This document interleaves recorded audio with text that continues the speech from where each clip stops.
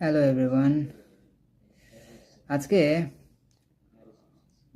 বাংলাদেশের মিডিয়া নিয়ে কিছু কথা বলি। বেশ কয়েকদিন ধরে তারেক রহমান আসার পর থেকে বাংলাদেশের মিডিয়াগুলো দেখতেছি একদম ঘিরে রাখছে আর কি। শেখ হাসিনার সময় যেরকম দেখতাম, তারেক রহমানের ক্ষেত্রেও একই রকম। এটা ভালো না খারাপ, আমি যতটুকু বুঝি ওরা তারেক রহমানকে একই রকমভাবে ট্রিট করতেছে, মানে সুবিধা পাওয়ার জন্য আর কি। নাহলে ওই একটু পরে পরে ব্রেকিং নিউজ দেওয়ার তো কোনো মানে হয় না। দেশে আসতেছেন সমস্যা কি? এখনও তো উনি নির্বাচিত হয়নি।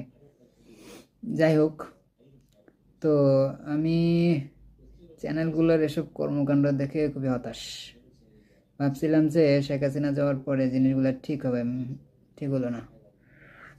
যাই হোক, সামনের দিন কি হয় সেটাই দেখার বিষয়। তবে আমার কাছে লক্ষণ খুবই খারাপ মনে হইতেছে।